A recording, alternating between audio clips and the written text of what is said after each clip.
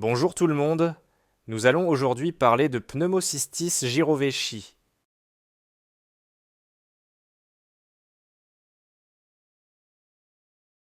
Pneumocystis jirovecii est responsable de pneumopathie opportuniste chez l'homme à la suite d'une transmission par voie aérienne. C'est un champignon cosmopolite et surtout non cultivable. J'insiste sur le fait que ce champignon n'est pas cultivable.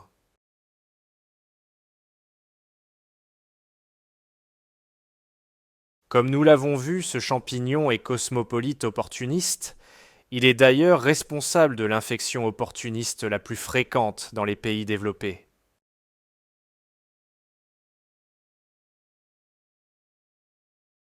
Les facteurs de risque de développer une pneumocystose sont le VIH, les hémopathies lymphoïdes et les traitements immunosuppresseurs, notamment à la suite d'une greffe de cellules souches ou d'organes, d'une biothérapie, d'une chimiothérapie ou d'un traitement pour la polyarthrite rhumatoïde par exemple.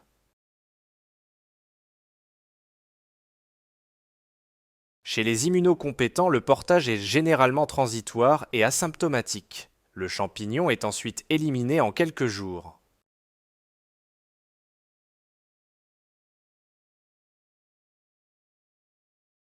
Les manifestations cliniques sont d'installation progressive avec une évolution lente, et ce particulièrement chez les patients VIH. Les symptômes regroupent en général de la fièvre, une toux sèche et une dyspnée. La pneumocystose aiguë peut ensuite évoluer en insuffisance respiratoire aiguë.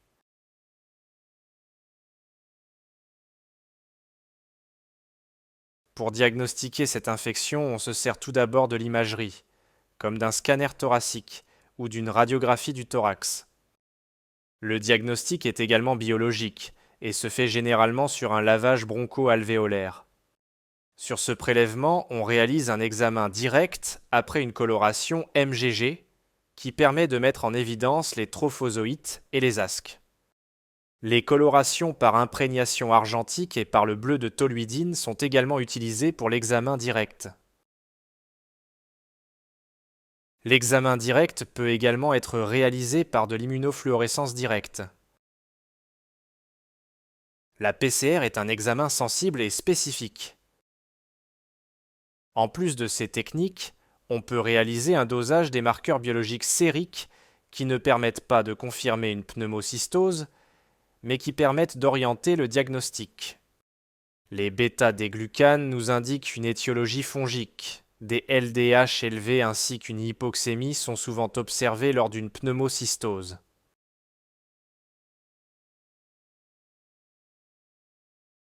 La bithérapie par trimétoprime et sulfaméthoxazole est administrée par voie intraveineuse ou par voie orale pendant 3 semaines chez les patients VIH et 2 semaines chez les patients non VIH.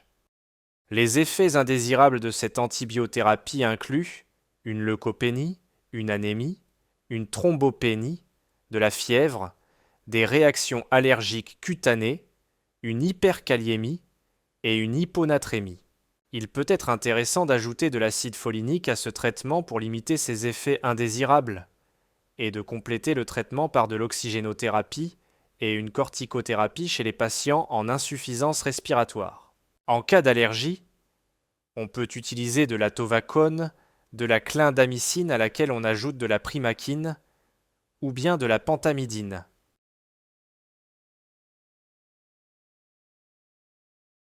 La prévention chez le sujet VIH consiste en une antibiothérapie à faible posologie au long cours.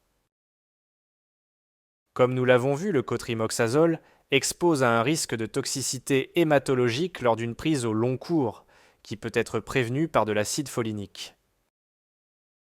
L'antibioprophylaxie peut être arrêtée si les lymphocytes TCD4 sont supérieurs à 200 par millimètre cube pendant au moins 3 mois.